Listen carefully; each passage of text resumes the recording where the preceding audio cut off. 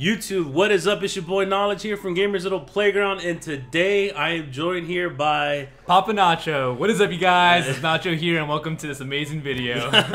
So Nacho is a good friend of mine and a fellow YouTuber, and he's more on the lower starting end. That's a nice way of putting it. Yeah. No, but I wanted to make this commentary of you because people ask me about this all the time about chasing your dreams and what made you do YouTube, and I love talking about this because it's really inspirational to me when somebody like really takes a step forward when it's not an easy step. You know what I mean? So I wanted to bring Nacho on here because he has a cool story about what he's been through. He's still chasing his dreams, but recently you quit your job. Yeah.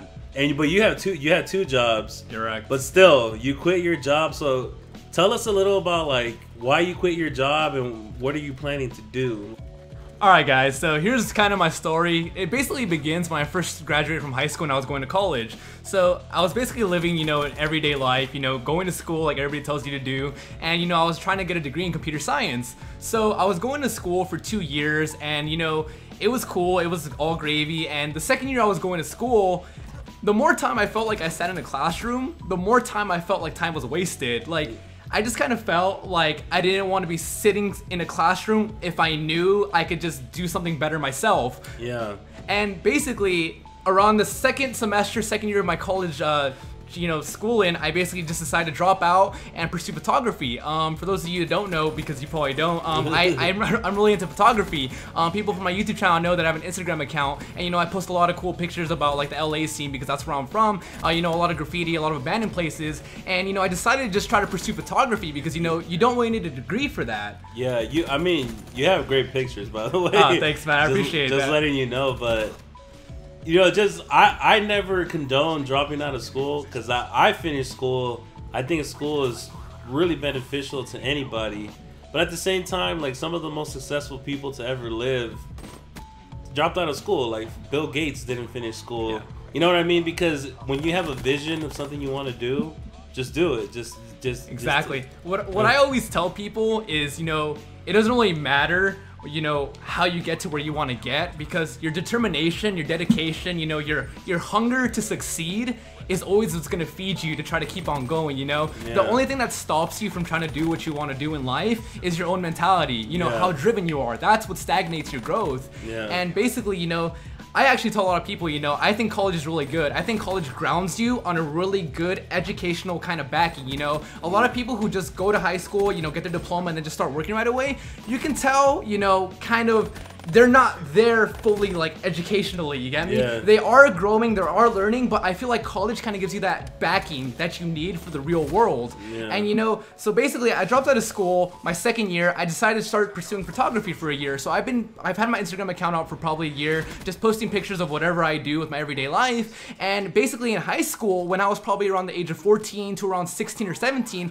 I used to make YouTube videos, I used to do the Call of Duty commentaries, I was all into that scene. Everybody in the fucking world. Everybody in the world did Call of Duty commentaries. And I would basically, where I started really big on was Modern Warfare 2. And what I used to do was I used to be really good at the game, so I would get like tactical nukes. And it was so easy to me that once I got kind of a following, I just kind of told people to start giving me classes, weapons, all this stuff, and I would just go out, get nukes with it, and people loved it. And I basically made YouTube videos all the way from Modern Warfare 2 up until Modern Warfare 3 Black Ops 1 stage. And that's kind of where my channel just died out. When I was going to school, after I graduated high school, I just stopped making videos. There wasn't a reason why, I just decided to stop. There's not really any thinking that goes into it. You're just like, why make videos anymore? Yeah. And I got 2 jobs in order to supplement myself because if you drop out of school, you still need to keep busy or else you kind of lose track of what you're trying to become or what you're trying to be, Also, I want you to tell the people though, so you were working 2 jobs, right? Do you mind saying what you worked? Do you mind? No, I don't mind. I have no problem with that. Okay, so you worked at FedEx. Correct. Yeah. And then you also worked at Gelson's supermarket. Yeah. Okay, you decided to quit Gelson's. Correct. Why did you quit? Or what happened? Alright, so I'm sure a lot of you know that there's this kind of stereotype with rich people. Yeah. So Gelson's is a rich supermarket. A fancy supermarket. Yeah, like a Whole Foods or what other supermarkets are there out in the world? Like fancier than any supermarket you can name. Because like a bunch of rich people, like celebrities go there and shit. Yeah. Like Ice Cube's been there. Like, yeah, like it's rich. Yeah. Okay. So I used to work there, and basically the way that that company works is they really want you to stress customer service. You know, they want you to talk to everybody, be nice to everybody, like how you doing, you know, blah blah blah. You know, the runaround, the shit that every job does. Yeah. And you know, it's not a problem on a normal basis because you know it's a job. Just do what they tell you to do. Yeah. But the thing is, because you work at a place where there's so many wealthy people that come in. Wealthy people just feel like they're entitled to everything in the world. Yeah. They just treat everybody below them like they're not even existent. Like you're just like the scum of the earth. And what are you doing talking to me? Like you shouldn't even be breathing the same air as me. Yeah. Like get away. Yeah. You know, literally in the parking lot, all you see is BMWs, Mercedes, Lamborghinis, Ferraris. That's all you see all the time. And you know, the thing that would stress me out so much, or that would kill me on the inside every single day, was I would go to work, do my job, you know, talk to customers, be like, hey, how you doing today? And they just look you in the eyes, kind of do a little grunt, and look away. It's like, why can't you just acknowledge my existence and be like, hi, how you doing? It's like, these people just ignore you constantly. Yeah. So basically I was working there for a couple of months, almost a year, and it just got to the point where every day I went to work, I just kept thinking, like, what am I doing with my life? Like, don't get me wrong, I'm only 19 years old right now, but I was making like $500-600 a week from both of my jobs combined, and to a 19-year-old who's living under the roof of his parents, doesn't have to pay for any bills, doesn't have to do anything, you know, you're making really good money. All that's pocket change for you, you know? Yeah. And, you know, I just kept thinking about it when I would go home after working there, because it's a complete different experience. Like, I love my job at FedEx, and at Gelson's, it was a complete 180. Like, I absolutely despised it. So I would go home after working a shift at Gelson's, and I would just feel like such crap, because imagine working 6 to 8 hours a day, and every single minute of the day, someone ignores you when you talk to them. Yeah. Imagine how defeated you would feel as a human being. Yeah. So I would go home, I would just think about it like, man, like, what am I doing with my life? Like, yeah, I'm making so much money, but why am I not happy? They say money is happiness, but that's not the case. Yeah. Like, you can be making all this money in the world, but you won't be happy if you're not doing the right thing. Like, what I tell a lot of people nowadays is, you know, there's millionaires out there in the world, billionaires out there in the world, but guess what? Not every millionaire you see in the world is happy. There's some dude who could be working at McDonald's, minimum wage, making $10,000-20,000 a year, and he could be the happiest person in the world, because guess what? His favorite thing is hamburgers. So he's the happiest person in the world working at McDonald's, yet you got this big corporate CEO making millions, 500,000 a year, who's always stressed out all the time, you know, always down, you know, always worried about what's gonna happen next, and this dude is constantly just eating himself out alive. Yeah. You know, that's what I try to preach to people, you know, money doesn't equal happiness. You know, you gotta follow something that you feel, or something that you're passionate about. Follow it, because if you're passionate about it, you will continue to do it until you succeed at it. Yeah, yeah. That's true. I wouldn't agree on the McDonald's guy. That guy's depressed too. But like, no, I feel what you're saying though. It's, of course, money doesn't equal happiness. Like, more money, more problems. Like this, like, Exactly. like Biggie said it, and that's the truth. And I think you just gotta chase. Like, you always gotta do what makes you happy. It's like they say, you gotta find what you're passionate about, and then find a way to get paid for it. Exactly. You know what I mean? And like, to me, for example, like I was working with, you know, I was working in education, and like, it made me happy, but at the same time, I never got to do anything creative, and like, I always like doing creative stuff, and that's what makes me happy, like, to get feedback on creative stuff. Even though not everything I do on my channel is creative, I get to do that at least like once a month. So you'd be like, hey, check out this edit I did, and then people are like, oh, I love it, or I hate it. Regardless, it's fun, and that's what makes it fun. And that's what like goes back to what I was saying, how like the interaction that you get from the community is honestly what motivates you to keep making videos. You know, I always tell people, like, even if you have negative feedback, let me know, or if you don't like the video, dislike it, because then that way at least I know someone took the time out of their day to say that or try to give you constructive criticism on your video. You take that, you try to learn and grow from it, and try to make better videos next time, you know? Yeah, for sure. But okay, so then you quit your job.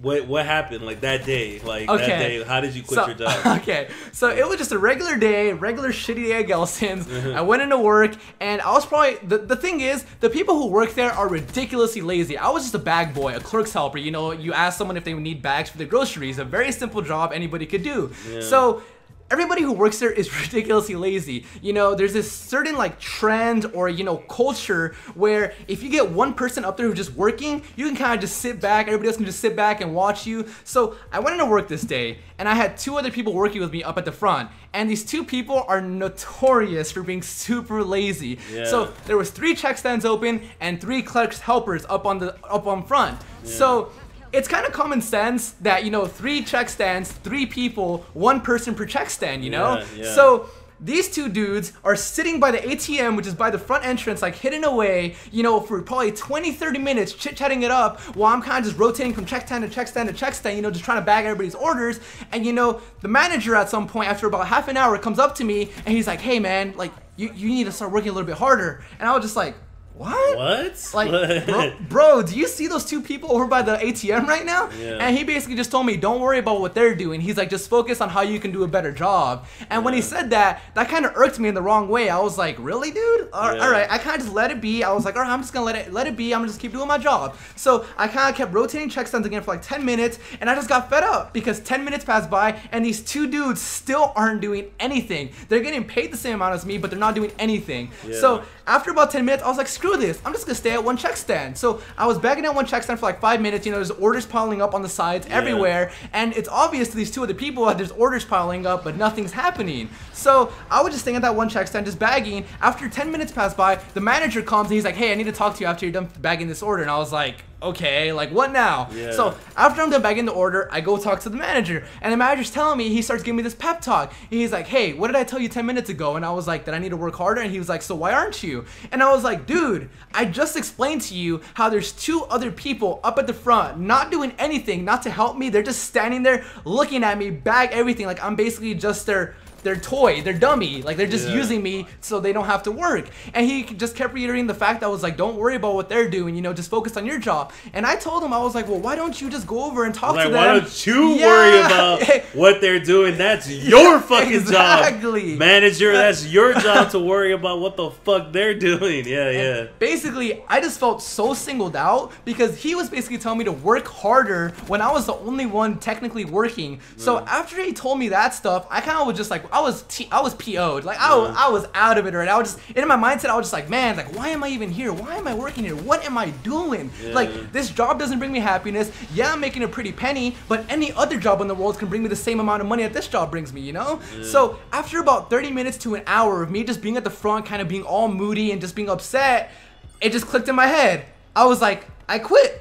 I literally just walked out the front door, got in my car, drove home, and never showed up for work again. That was it. And it's funny because all my coworkers that I was cool with, like they would text me the next couple of days and they're like, hey bro, I don't know if like this is a cool thing to say, but everybody's saying the way you walked out of work was pretty gangster, bro. And I was just like, dude, like, if you're not gonna give me the respect when I'm doing my job and trying to work really hard for you and, you know, trying to do everything, and you don't give me the respect, you know, of to like, at least understand that there's 2 other people not doing anything, I was just like, man, I'm not gonna give you that mutual respect back to be like, hey, you know what, I'm out of here, I'm just leaving. I just decided, you know what, screw this, I'm out. I'm gonna just do what I wanna do, because basically, while I was working there the last 2-3 months, I was already fed up with it kind of, and I was just like, man, like, I need to figure out what makes me happy, like what I want to do with my life, what I'm passionate about. And it all came in full circle, and it finally clicked in my head probably like a month before I quit. I was like, man, why don't I start making YouTube videos again, man? Like, I was so happy in high school, just reading comments, interacting with people, just making all my videos of whatever I felt like doing, and people actually digging it. Because, you know, what you put on your YouTube channel, that's you. Like, that's your essence. And, you know, when people can connect to you or on a similar level as you, man, that's the most amazing feeling in the world. So I basically decided to quit that job because it was taking up a lot of time I couldn't even really focus on my YouTube channel. I was basically working like 12, 14-hour days every single day, you know, and that's crazy for a 19-year-old. So I decided to just drop that job. And, you know, right now with YouTube, like, a lot of people are so motivated to make money off of this, do what they want to do. And it's, you know what, at the end of the day, it's not about money. It don't make a difference if you make $10 a month off of YouTube or you make $20,000 a month off of YouTube, you know? It shouldn't change why you make your videos. The videos that you make should always be just because you want to make a video. Yeah, I agree, dude, because that's what ends up happening with a lot of YouTubers, that they'll start off and you'll see them like 2 weeks later, they're like, I'm done. I was like, oh, I'm not getting any views. That's how it is, man. When you start off, that's just how it is. Like everybody's been there, but like, yeah, dude, the way you walked out, when I heard that story, I was like, oh, that's a savage right there. That's a straight savage. Because you know what's funny though? Everybody in the world who's ever worked a job will always say these motherfuckers are lazy and shit. So, but I take your word for it that it's true. But I bet you those same dudes in the front were probably saying like, look at this motherfucking lazy ass motherfucker. Like, exactly. You know, everybody always thinks they're the real MVP of the fucking company and exactly. shit. But no, that's bullshit. They always take it, like managers, from my experience, and I've worked many jobs. Like I've worked probably 10 jobs in my life, and the majority of managers I've had don't know how to manage. I've had maybe 2 good managers out of 10. You know, like it's a skill. It's not something people just get promoted up the ranks because they kissed everybody's ass on the way there. They've done their time in the company, so to say. Yeah, and then but like most of those people don't know how to manage, and so like they pick on the nice people because they know that you won't give them shit, and all the people who are rude and lazy, they don't even talk to them because they don't want to get their fucking, you know, they don't want to get in arguments, or altercations, and stuff like that. Exactly. I mean, as a manager, the last thing you want is someone to go off on you. So I feel like I kind of do believe that they do take advantage of like nice people. I think because they see that you're never gonna talk back, you're not gonna do anything, and I feel like a lot of managers also feel, or especially at Gelson's, a lot of people that work there, that's their only income, that's their only job. So they can treat you like crap because, you know, at the end of the day, these dudes are just like, oh, he's not gonna leave, like he needs this job. You know, motherfucker, that's not my only job. Legs, bro. Shit. You talk to the wrong motherfucker. Yeah, for real. I can just imagine you just simmering, just like, I can't believe this motherfucker. No, but dude, that's cool. And when I heard that story, I was like, man, that's cool that you're really trying to chase your dreams. I wish you the best. I wish everybody who chased their dreams the best. Like I said, I don't condone anybody quitting. You know, I don't condone anybody like fucking dropping out of school. But at the same time, if you believe in it, do it, because you only have one life to live. And like, you don't have time to be fucking living it on anybody else's terms. You gotta live it on your terms. Exactly. Yeah, dude, but really wanted to share that, guys. Nacho is a fucking beast, dude. That's what I appreciate that, man. But if you guys want to check him out, he's grinding his YouTube channel, PapaNachoTv, right? Yeah. Yeah, and he's actually going to be doing a Gears of War Let's Play. Walkthrough, yeah. When the game comes out. When the game comes out, the Ultimate Edition. So you guys can check it out there. I'll link it in the Gears of War game movie, which is going to be awesome, by the way. Hell yeah. All your game movies are fantastic, bro. I actually been watching a couple of them. They're really entertaining, no lie. Like, I kick back for like 2 hours. I just watch all the cutscenes. I'm like, man, this is entertaining. Like, it's a legit movie. Yeah. It's crazy. Feels like watching a real movie a lot of times. Sometimes they're too long, but but that's just how it is. But anyways, I'll link them in the description. PapaNachoTv. You guys can check them out. We'll see you guys later. Peace. Hope you guys enjoyed the video. Later, you guys.